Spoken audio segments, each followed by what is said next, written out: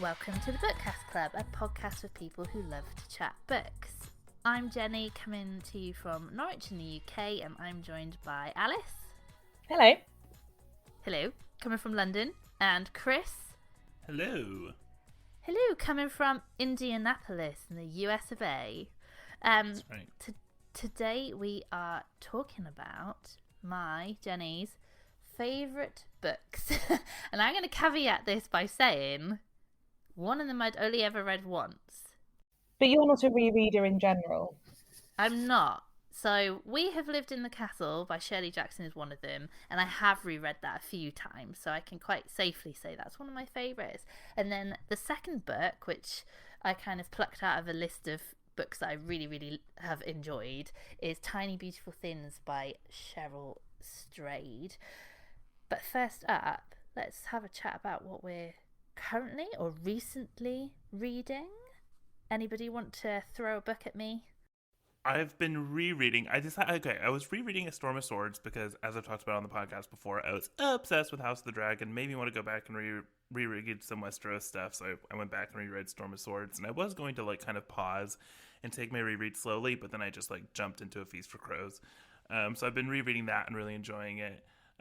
Not a ton to say outside of the fact that I just think that George is a complete genius and his scene setting is immaculate, and a lot of folks really don't like A Feast for Crows, which I understand because it doesn't have kind of the same plottiness of Storm of Swords, but I think the character work and thematic work in it is completely brilliant.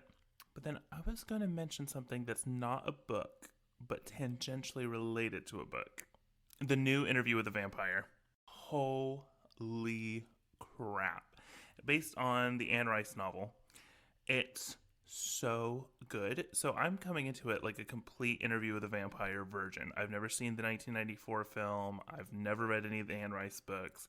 I'm not somebody that's really into vampires, but I heard really good things about it from some folks on Twitter who I tend to trust when it comes to their media criticism and analysis. I've watched the first 3 episodes and they are stunning. Some of the best television you will ever see. It is totally disgusting and vivid and beautiful and haunting, and the aesthetics are nightmarish and the writing is so rich.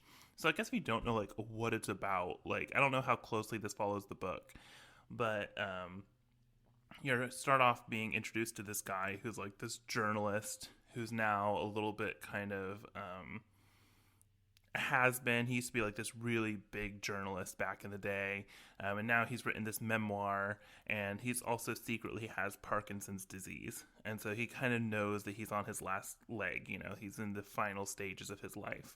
And in the 1970s, he had interviewed a vampire in San Francisco, and we know that the interview went badly, and that this vampire was trying to give him his life story.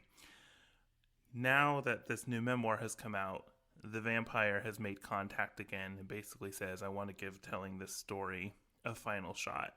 And so he travels to Dubai, where the vampire is living. And the vampire is played, I can't remember the actor's name, but it's the guy that plays Grey Worm in Game of Thrones.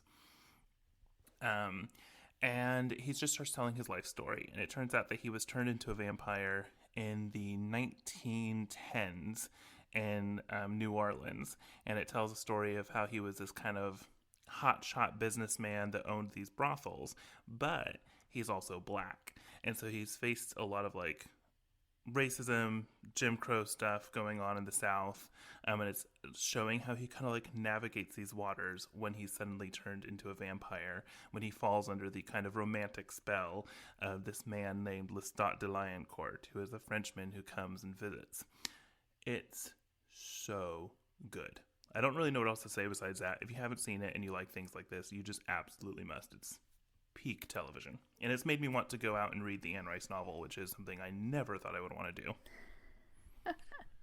And I saw you talking about how good it was on Twitter, and it made me very excited because I saw the trailers and I thought, it looks really good. And I haven't read the books either.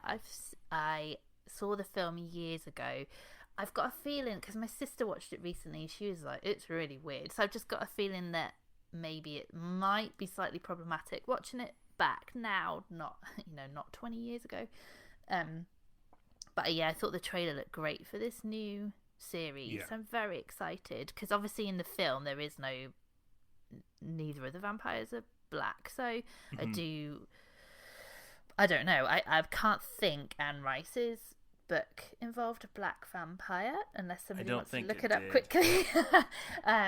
So it wouldn't surprise me if the story probably has changed fairly significantly for this new series. And the way that's woven in is really like thematically interesting with the way like he's turned into a vampire, because suddenly he's able to like get this power over people that he can like exercise in ways that they aren't aware of. It's really interesting and you kind of see like what that does to him psychologically. Really good stuff. It's a very interesting take on it. Yeah, I can't wait to watch it. It does not sound like my sort of thing at all, but it does sound good. Maybe you leave it, Alice. I might just need to leave that one. Yeah. I will say the gore level is like, the first episode I was watching, I was like, oh, this really isn't too bad in terms of the gore, and then something happens, and I was like, I am going to be ill in my living room right now. That's what and that's a hard no. That's a hard no for me. The gorier, the better. What about you, Alice? What are you reading? Do you know what? I really actually haven't been reading very much recently at all. Just things have been quite busy and it's just not been something I've prioritised, which is really odd. Yeah, I'm in a bit of a weird space with reading at the moment, so I don't know. But I started the other day to read The Latecomer by Jean Hanff Korelitz. By reading, I mean I'm literally on page 15. I am not very far into this at all, so I don't have great detailed thoughts about it yet, but I'm enjoying it so far. So my understanding is that this is a real character study, and it centres around a family in New York who have triplets who were conceived via IVF by the seams of things I want to say maybe about the 80s, so kind of early on in the days of IVF actually, which is quite interesting in and of itself. And the fact that it starts by saying, like, the first line of the book is really, I just thought it was really cool because it's, hang on, let me find it. So it starts, the Oppenheimer triplets, who were thought of by not a single person who knew them as the Oppenheimer triplets, had been in full flight from one another as far back as their ancestral petri dish. And I just kind of love that as an immediate introduction to these people and how you instantly get a real sense of how these three siblings interact with each other from one immediate sentence, and the fact that they're triplets is not something that anybody even really considers.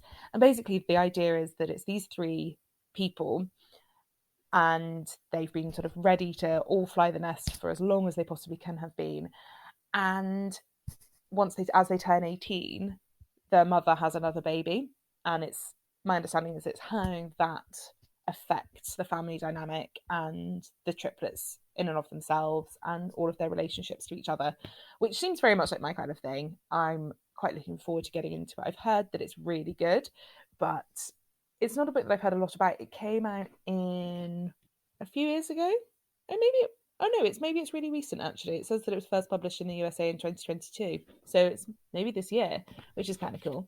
So it's not one that I've heard a lot about though, but I'm looking forward to getting into it. It seems good. It's a good chunky one as well, so I'm hopeful that it will break my reading slump. Yeah, I'd never heard of it before. Although now I feel like I'm hearing that name. What is it? Oppenheimer? Yeah, Oppenheimer. Oppenheimer. One, I think it's it's the twins in Selling Sunset have the same surname, but it's not what I'm thinking of. I feel like I've seen like a film or something coming out about. It's probably not related at all. I'll have to look it up. It's a not uncommon Jewish surname, is my understanding. Okay. So probably none of those people are probably related. Probably not, but yeah. What about you? What have you been reading, Jenny? So I am currently reading, and I know it's a book that you have read, Alice. Interesting. What's the author's name?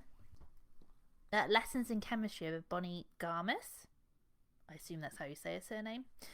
I feel like everybody's either read this book or heard of this book because it's been absolutely everywhere. So this is the story of Elizabeth Zott, who is a chemist in the 1950s who kind of accidentally becomes a TV chef. I don't think there's anything really more to say than that. I mean, the concept is pretty simple, and I guess it's more about the trials and tribulations of being a female chemist in the 1950s as opposed to anything else.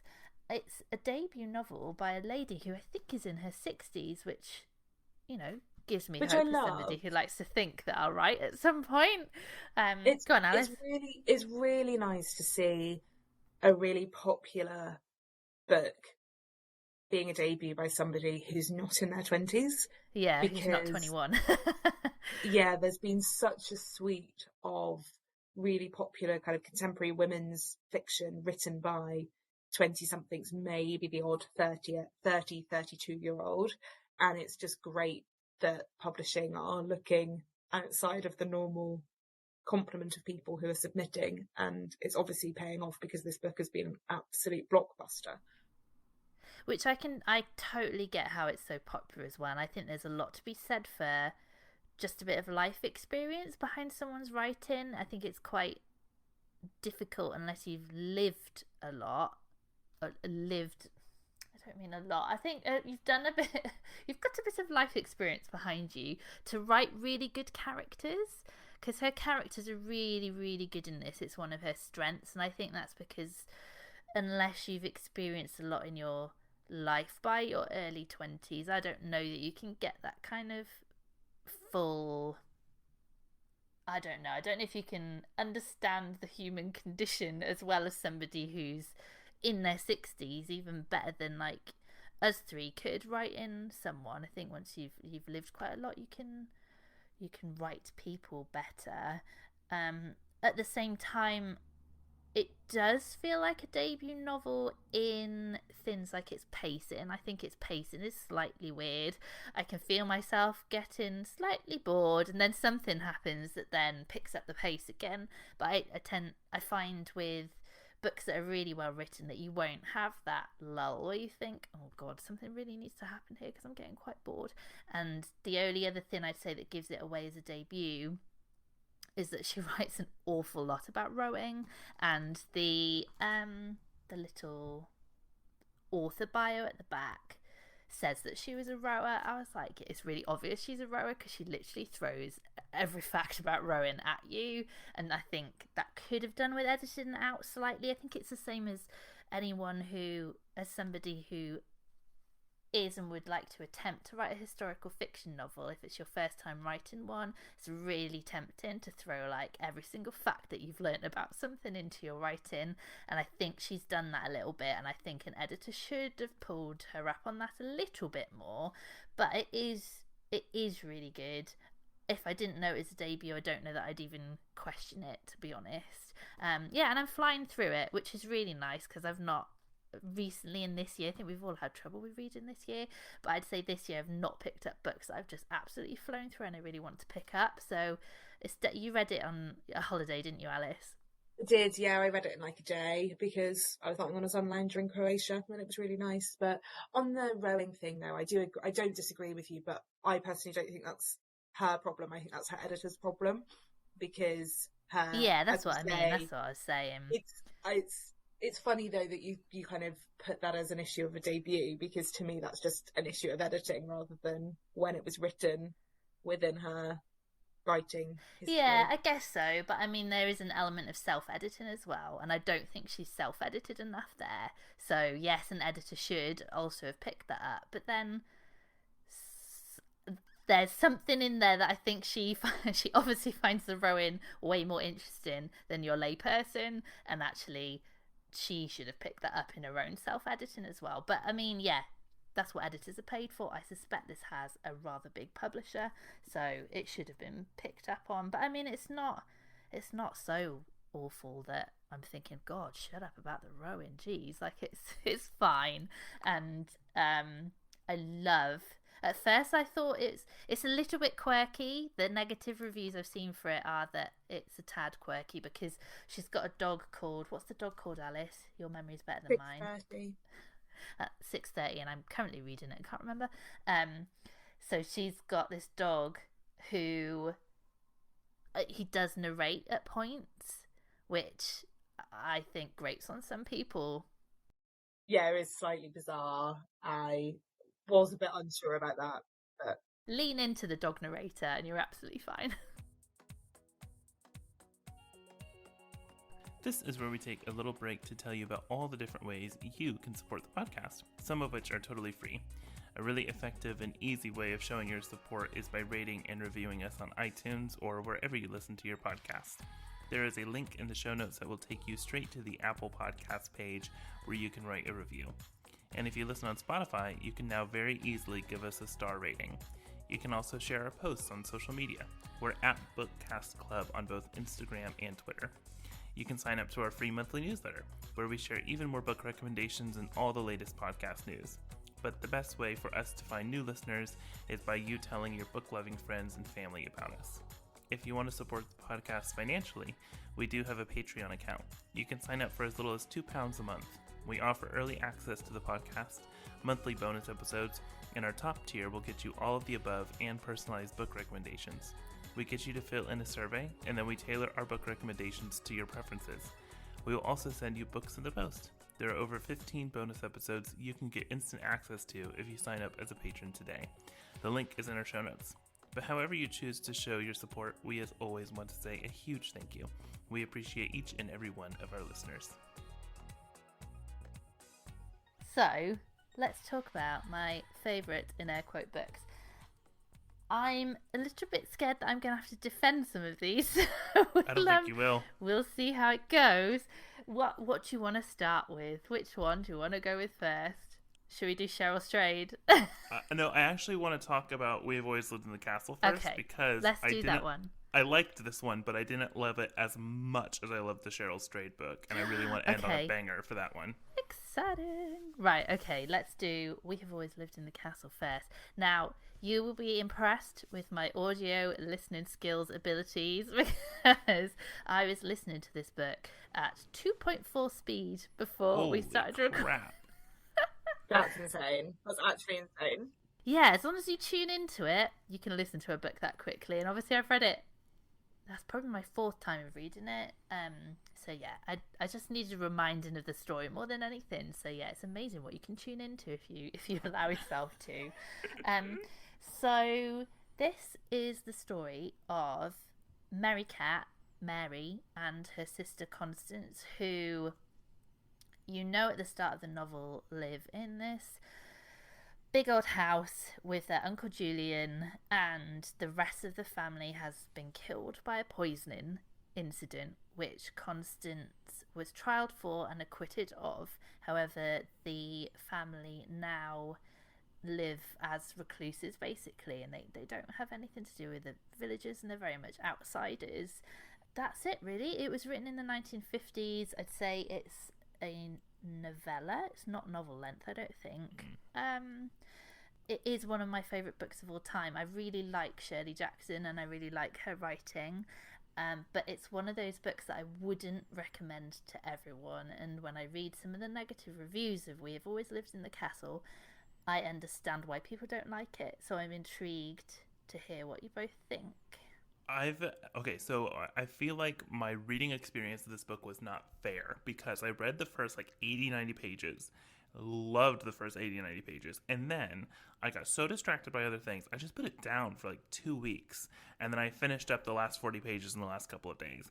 And so I think that while I really admired a lot about this book, and there's a lot of interesting things to kind of untangle about, the otherness of the family, the kind of meanness of the villagers, the mystery that's at the core of this book, which is, what happened really with this poisoning, which I do think was kind of a bit obvious from page 1. While all those things you can kind of untangle, and there's really lots of interesting stuff, because I had that giant 2-week gap in the reading experience, I just didn't enjoy it as much as I would have if I had just read it all the way through, which is totally my fault, and not the books.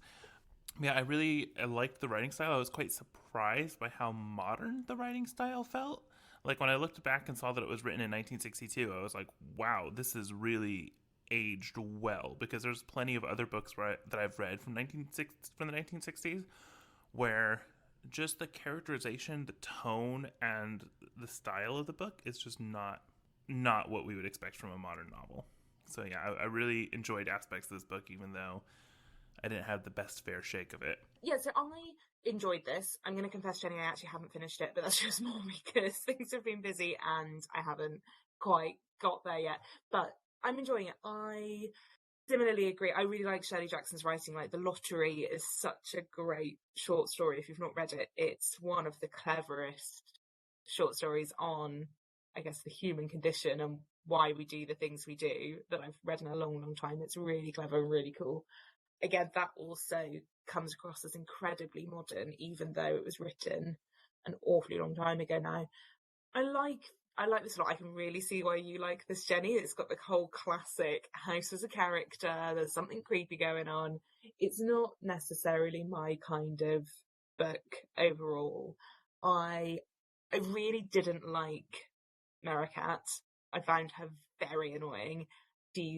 I find her wildly possessive and self-centered in a way that I found quite difficult to get past at times. I was there thinking her sister just needs to give her a slap and tell her to get over herself. But obviously that doesn't happen. And I agree, Chris, I thought it was quite obvious what had really happened really, really early on in the book. But there's also a lot of it that I actually find surprisingly funny. Which I think is deliberate. So there's the whole situation right at the beginning where Mrs. Wright and Helen Clark, is it Helen Clark? And Helen always comes to tea and she brings her friend Mrs. Wright with her. It's Helen Clark. Yeah, there we go. And that whole situation where Julian is telling them about what happened, and it seems to me I think at the end of that, he has basically been trained to say this stuff and to really kind of wind up visitors by telling them this story of what happened. And it's all very spooky because he says something like, did I do it right? Did I get this right?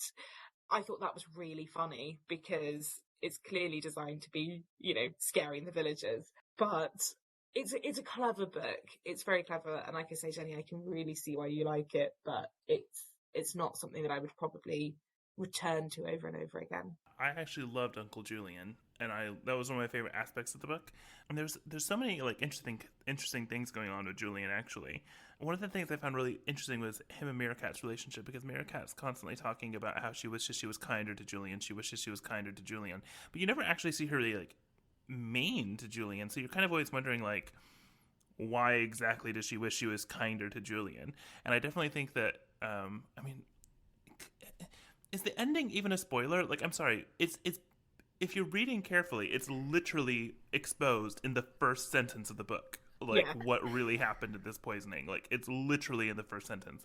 So, like, it's difficult for me. I was going to say, it's hard not to spoil this book. So let's say from this point onward, we're going to spoil it even though we don't think it's a spoiler. Yeah. So that people can... I'll try and put a timestamp in the episode so that people can skip if they really don't want it spoiled. But it's fairly obvious.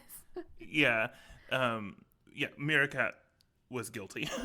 Constance took the blame in the court of public opinion.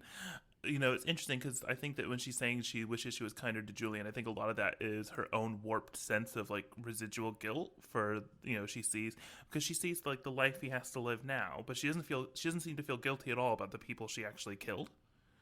But she feels guilty. I think she feels guilty that like she's condemned Julian to almost like this half-life where he's confined to a wheelchair and stuff like that. So she's constantly thinking, I ought to be kinder to Julian. I ought to be kinder to Julian. And she oftentimes talks about wishing she could send Julian to the moon. And the moon was really quite interesting because she's constantly kind of talking about going to the moon. And at first, when I first read the moon metaphor, I thought it was like her own like euphemistic way of talking about killing people. That she had sent, what I'm trying to say? And send that, like, them the to the moon. Yeah, exactly. It was the moon. And so there were times when she talks about, wouldn't it be nice if we could send Julian to the moon? I'm like, Are you wanting to finish the job? But, you know, we really find out kind of later on in the book is that the moon is kind of like her perfect world, you know, the house with nobody else in it, even if it's charged, she gets to have this full possession over Constance, which is, you know, her moon. It's just Yeah. quite a bit interesting things happening there that I really enjoyed. Yeah, I thought also the discussion of her very obsessive behaviours to be really interesting, because she does all of this stuff around, she chooses words to keep people safe. So she has this thing about magic words that everything will be fine as long as they don't come up in conversation. So, but she has to really work out what these words are going to be, and she will bury things around, and she goes around to the property. I think it's on a Wednesday. She goes around to make sure that everything is where it should be and all of these things are safe, and that everything is safe. And I thought that was quite interesting to build that in a book of this age, because I think more you get more of those kinds of neuroatypicalities. That's even a word. I don't know. But yeah, you get more neuroatypical characters in books now than you did then. And to me, it seems that there's a suggestion that Merricat maybe is neuroatypical. And I think that's quite cool. But also on the flip side, not so much that she is, you know, a mass murderer, because that's not a particularly great perception of people with differences. But I did think it's quite interesting to go into her world in that way, because it's very unusual to see in a book from this era. One of the other things I thought was really funny as I was reading the book was the villagers, because they are they're painted with a very negative light, because everything is from the perspective of Meerkat. But also, I mean, I wouldn't particularly like this family either if I lived in the same village as them. And so the otherness of the family and the kind of mean-spirited attitude that the villagers have, it feels mutual. Like it kind of is this feedback loop, that relationship between the family and the villagers. And at the end of the book, which, more spoilers, should we spoil this bit about the end and what happens to the house, or should I not? Are we good at spoiling that? Is that a spoiler? Is that a No, spoiler? said we're spoiling it. We said Yeah. we're spoiling it. Yeah. It's spoiler coming now. it's a classic. The way I thought this was so funny. I literally laughed out loud when I read it. The firefighters come and they take great care to put the fire out at the house, you know. And then as soon as they're done, the chief firefighter comes out and he's like, "All right, the fire's done." And then he picks up a stone and begins the mob destruction of the house. And you just think, why did you even bother trying with the fire? I put it out. Yeah, but you could tell like they wanted to exact vengeance on this house. They didn't want it to be like let the fire take away from it, and that killed me. And it was very humorously done. Like, I mean, it's, you know, tragic and upsetting and violent, but also it's funny. It is very funny. Shirley Jackson is funny. If you've not read any of her non-fiction, she's hilarious. So I've read Life Among the Savages, which is about her children. Yes, I've wanted to read that for ages. It's I've heard really, nothing you but can good imagine things. like how funny it is from the funny bits in this. You've reminded me saying how funny Mary Cat is, because she keeps. This is why it's a spoiler, because the whole way through she's like, because their horrible cousin Charles rocks up, doesn't he? And she just says like words to him in Latin. So at one point she says deadly nightshade to him in Latin. He goes, "What the hell have you just said?" And Constance goes, "Oh, deadly nightshade, just ignore her." And you think it is really funny. Alice's point about Mary Cat being annoying, she is irritating, and if you can't get past that, then you're not going to enjoy it, because obviously she's the narrator of the whole thing. But this being my fourth read of it now, you just get more and more. I just get more and more out of it, like every single time. There's no way you can ever read this book and know what Shirley Jackson actually had happening. There's no way of knowing if Mary Cat's telling the truth, if the villagers are doing what she says they're doing. Like there's just no way of knowing that they're even living the way that they're described as living, because by the end, like, and I hadn't quite realised where the title of the book had come from until there's just one line in the book There's one line in the book when the house is burnt out where she describes it as a castle because it's just like turrets basically because there's no ceiling to it. So that's where the name comes from. And I guess there's all sorts of other like metaphors, I don't know, about the fact that they're keeping the villagers out and all that kind of stuff. But yeah, I get more out of it every single time. And you kind of saying that you can read Mary Cat as a neurodivergent character. But then I also see this book on like witchy lists because she does do things like bury stuff and almost like talismans and amulets and putting stuff in, and then she describes Thursday as her most powerful day, and she talks a lot about the moon, and I can see why it ends up on those like witchy lists, and they do a lot of like preserving and that kind of stuff. So she's just one of the most, if you can't get past it being irritating, you're not going to enjoy it. But in terms of a child narrator, I've never known anybody do one as good as Mary Cat because she's so complex. The way, because I can't remember how old she is exactly. She's not very old, is she? This is another point that I was going to bring up, is that she says at the beginning of the book that she's 18, but a lot of the way she behaves is like a much younger child. Like a 14-year-old or something, yeah. Even younger than that. But obviously the poisoning happened 6 years ahead of the book, so she either was incredibly young when she poisoned her entire family. I mean, even still, she would be 12, which is still very young to have done something like that. Because as well, there's 10 years then between her and Constance. Constance is described as being 28, and there was also a brother who was killed who was 10, and that's quite a strange set of ages for the era. So to have had 10 years between your first two children, unless there were other siblings that had died or something, I don't know.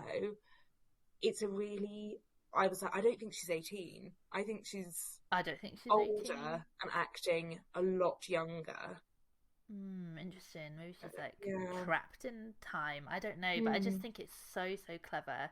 And ultimately, I think it's just quite a sad story about a reclusive family, especially towards the end where they're quite comfortable being alone, and Mary Cat's happy that that's how it's turned out, and she's got Constance to herself finally. And yeah, it's just a really interesting story, and I genuinely think I could read it over and over and over again and still get something new out of it every time.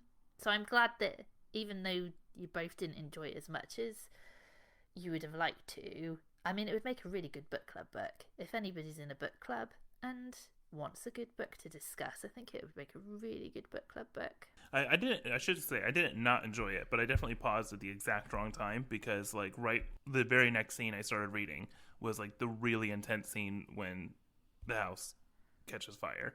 So like, you know, I kind of like stopped at the worst possible moment, because if I had read it straight through, I would have felt that kind of narrative thrust and tension a little bit more than I did. Cool, well, I'm glad that generated some conversation. Yeah. Shall we move on to Tiny Beautiful Things by Cheryl Strayed? Oh my god, it's so good. Shall I introduce it? Yeah. So, crap. Alice, you told me about this book years ago, and I thought I had. This is what I was trying to remember, is if I did or not. But my first book that I read by Cheryl Strayed was Wild, which I really did not like. Mainly because I'm not a massive fan of middle-class white women going on adventures and doing stupid things that if they just did some research wouldn't happen. So I hated Eat, Pray, Love as well. Same thing, same vibe. To be fair, she was actually, I think, quite poor.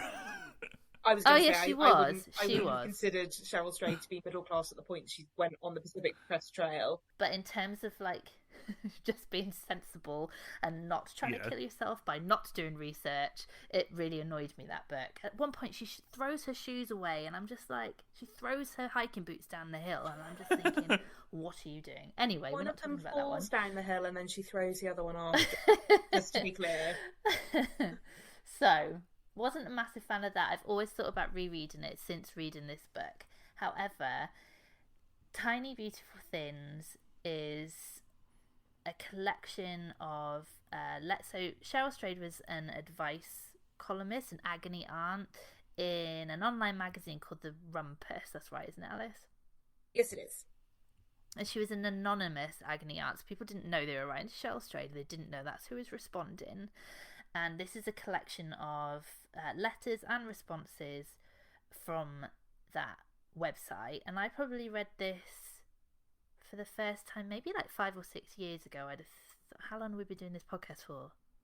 5 or 6 years. 6 years, yeah. Yeah, so that probably sounds about right. And I've listened to it, and I listened to about half of it again just to check in to see if I enjoyed it as much as I did the first time. Both of you, obviously I know Alice loves it, but I'm really intrigued to hear what Chris has to say. Holy crap, it's so good. First of all, I had heard about this book a really long time ago because it was reviewed on one of my favorite book podcasts, which is the Literary Disco, one of the like OG book podcasts. And I knew they had really enjoyed it, but it had been years since I listened to that episode. And I got the book, and I was really put off because the book, my cover, which I'll show you guys, it is covered with these quotes from the columns. Okay. Okay. And the quotes taken out of context sound ridiculous. They sound really cliche. Imagine. Yeah. For example, yes, extremely trite. Believe that the fairy tale is true. The only way out of a hole is to climb out. And when these quotes are removed from their context and removed from their emotional buildup, they sound like the worst type of cliche thing that I just would not want to read. And so I was like, not really sure, maybe this isn't going to be as good as, people have said. 2 essays in, I was blown away. And the whole book, when these essays are like put together, it feels like you are reading a memoir in essays. It does not feel like a series of advice columns, even though it is. So it's completely brilliant. She has a way of being both incredibly compassionate to these people, while at the same time being really hard-hitting. And she gets to the core of these very deeply psychological matters in ways that are so profound and so beautiful in such short little essays. And I mean, there's several individual ones that we definitely need to talk about, but I was blown away by this book, taken completely by surprise by how utterly magnificent I found it. And I whipped out a highlighter, which is something I very rarely do when I read. So yeah, I loved it. Oh, amazing. Yeah, I've got one that I'd quite like to read. Just a snippet to give you an idea of how it reads. I'm not going to read from... I remember when I wrote a review for this originally, I would say that if you connect with just one letter in this book, it is completely worth reading. Yes. Yeah. And I'm not going to read from the one that I connected with because I know I'd find it upsetting. So I'm going to read from one called Dudes in the Woods. And this guy has written... so good. Yeah, this guy has written to her because he's got back with his ex-girlfriend and he's gone on this annual holiday that he has with his male friends, and he's overheard them slagging his girlfriend off, basically. It's not a conversation he was supposed to have heard. So I'll just read the first bit of her reply. So, dear odd man out, what a disaster. How dreadful it must have been to hear your friends saying negative things about you. How mortified they must have felt when they learnt you'd been listening. You have every reason to be upset and hurt. And yet, you knew there was going to be an and yet, didn't you? In the scheme of things, this is quite small, quite ordinary. I'm positive you should not toss these friends aside for a new batch of them. Besides, those new friends, they'd only talk about you behind your back too. But I'm getting ahead of myself. Perhaps the first step in getting over this is to acknowledge that what happened was indeed deeply unfortunate. By hearing what you were not meant to hear, you punctured a social code that's in place to protect your feelings. You heard your friends express opinions about you that they were too polite to tell you, and they expressed them in blunt language they would not have used had they known you were listening. You witnessed a discussion that was being had about you and that was unbound by concern for your feelings. No wonder you feel so stung. Anyone would. So I won't go on and read any more, but that's the kind of... Even just that, when you think, God, yeah, I have overheard my friends bitching about me before. Mm-hmm. And just for somebody to lay it out as simply as that. Like, we all know that. We all know they're doing it because they don't want to hurt our feelings. And for somebody to just be able to explain it to you that simply, I wish I'd read this in my early 20s. Like, just give it a reread every year just to keep yourself level-headed. No, it's completely amazing. And sometimes she approaches questions where I think to myself, where is she going with this? What are the connections she's trying to make with this? And then by the end, you're blown away by how she's able to do it. And the one that, like, I literally put down the book and, like, had to, like, grab my chest because I was just like, I cannot believe what I just read and how utterly brilliant it was an essay called The Baby Bird. And this guy wrote in and he just said, "Dear Sugar, WTF, WTF, WTF. I'm asking this question as it applies to everything every day. Best, WTF." And so the question itself, like, maybe you could read with this kind of, like, sarcastic implication, or maybe he was trying to have a laugh or something. But she approaches it with this essay that's like a page and a half long and stunning. And I'm just going to read the beginning section and just a little bit of a trigger warning because it does deal with child sexual abuse. But she responds with, "Dear WTF, my father's father made me jack him off when I was 3 and 4 and 5. I wasn't any good at it. My hands were too small and I couldn't get the rhythm right and I didn't understand what I was doing. I only knew I didn't want to do it. Knew that it made me feel miserable and anxious in a way so sickeningly particular that I can feel that same particular sadness rising this very minute in my throat." And she goes on to structure this essay basically about, like, how she returns to this moment in her life with the same question, WTF. And then she ends the essay with this, like, completely brilliant line. I just have to read it out loud. She says, "And the fuck is yours too, WTF. That question does not apply to everything every day. If it does, you're wasting your life. If it does, you're a lazy coward, and you're not a lazy coward.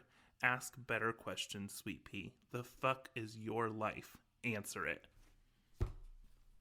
She is amazing. Brilliant. Yeah, I love like, that. absolutely, completely brilliant. Because I remember reading that one thinking, why has she picked this one out? Because it sounds like somebody almost taking the piss with their letter. Yes. And she's just incredible. She really is.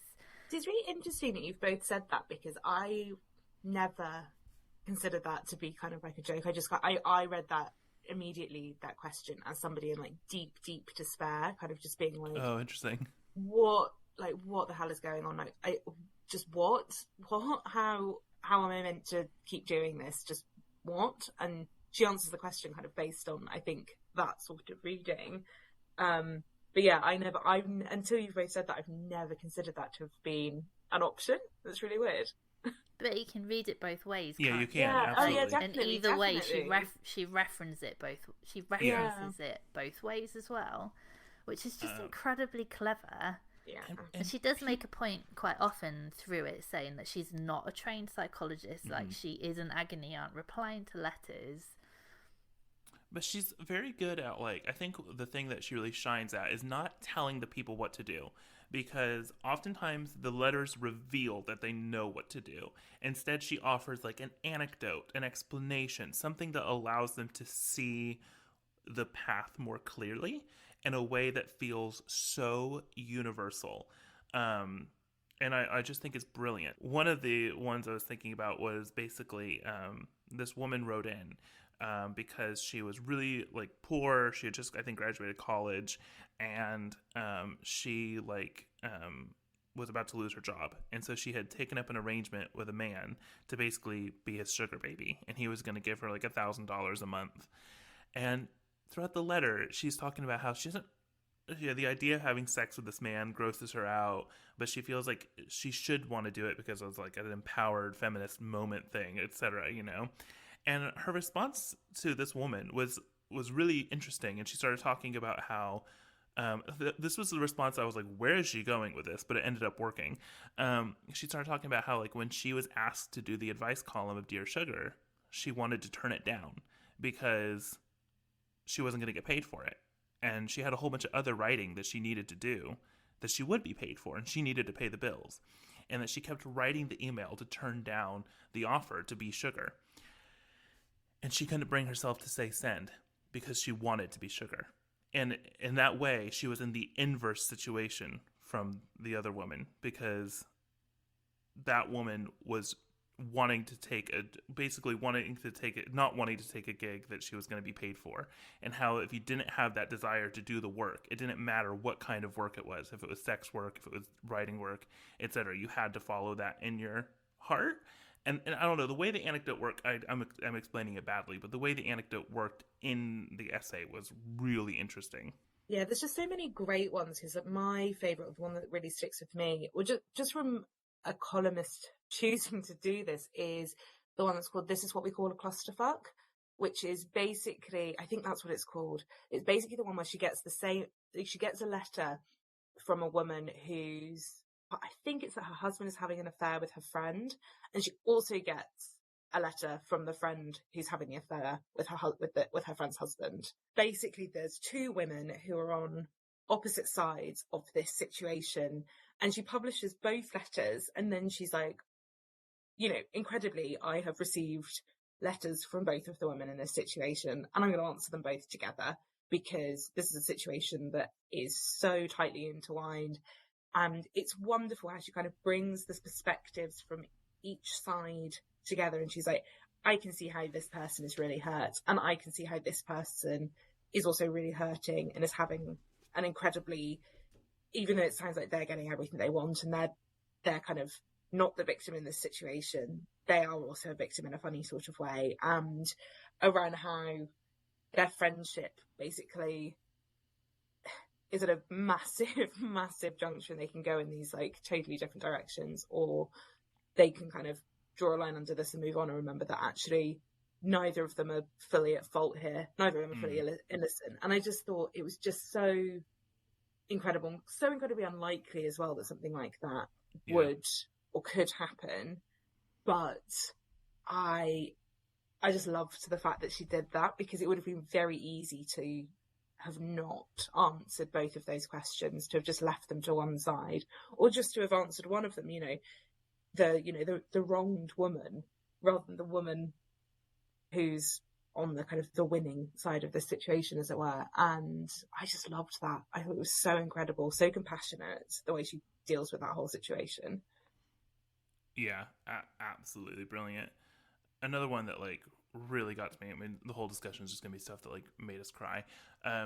The one that got to me where I was like in tears, like completely sobbing, had to put the book down because I couldn't see the letters on the page anymore through the fog of my tears, was the one that was called "How You Get Unstuck," about the woman who had the miscarriage. Yeah, And that's the one I couldn't. That's the one I couldn't read from. Holy crap! I mean, she goes on to describe how she worked as a youth advocate in a really poor school, and how at that school the only goal that she had with those girls, the highest aspirations she could have, was to get these girls so they weren't pregnant by the time they turned 18, and they got a job at either Taco Bell or Walmart. That was as high as the aspirations could go. That's what was considered a success. And so she was there to listen to these girls' stories, take them to poetry readings, take them to ballet, and to take them to like rock climbing and stuff like that.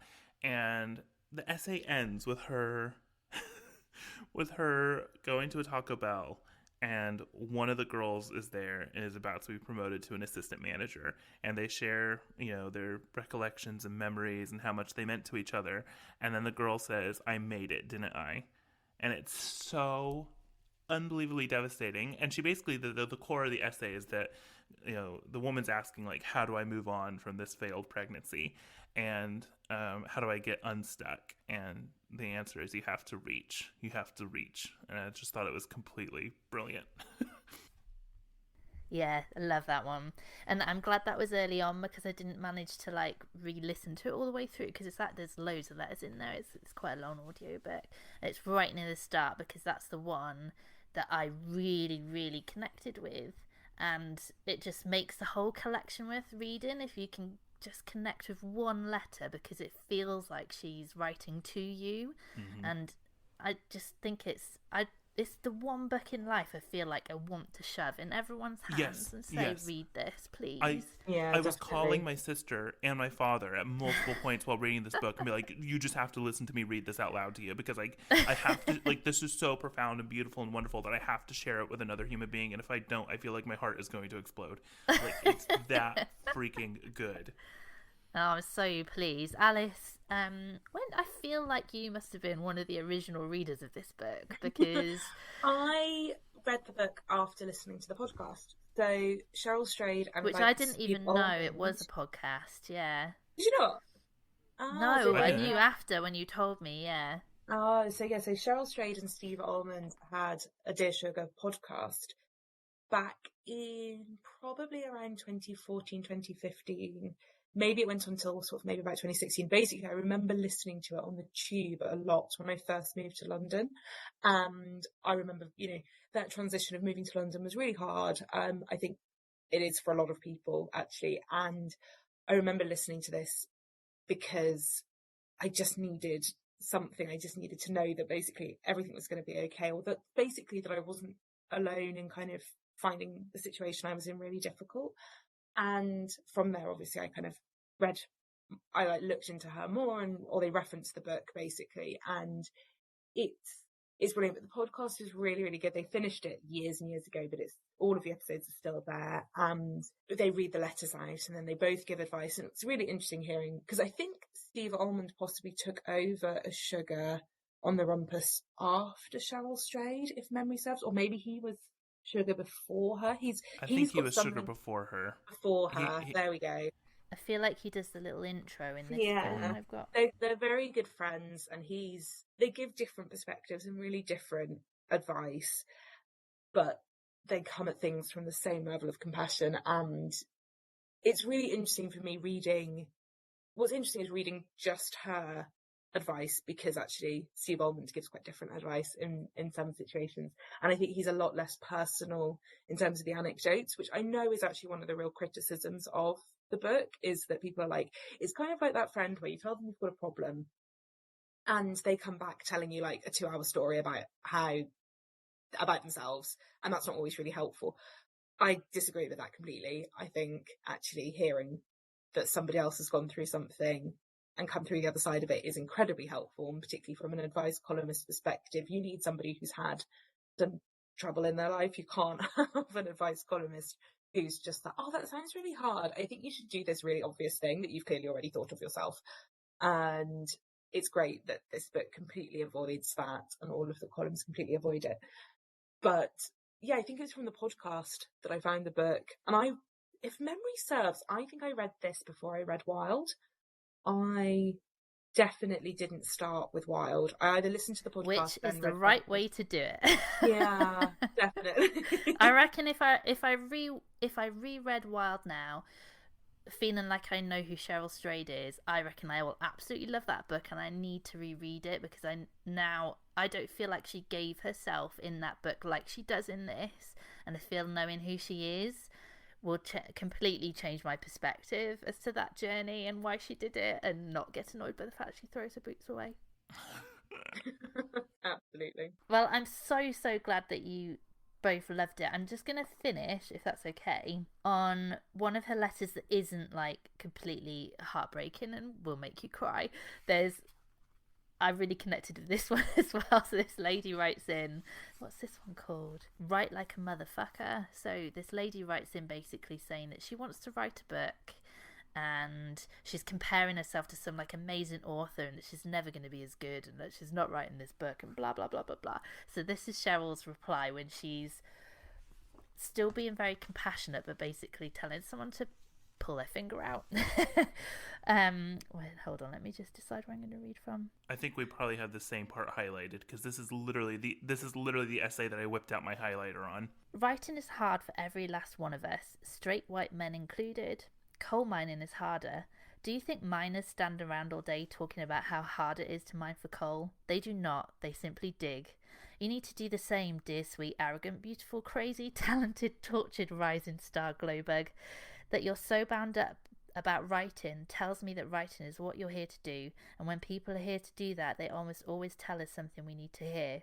I want to know what you have inside you. I want to see the contours of your second beating heart.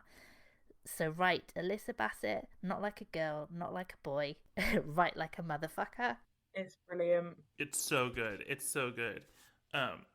If I had to lay one tiny, minuscule criticism at this book, though, I did not love when she would call people sweet pea, honey bun. The reason I didn't like it isn't because I dislike any of those words in particular or anything like that, but it constantly reminded me that this was being written through the perspective of a persona, and that this was being written...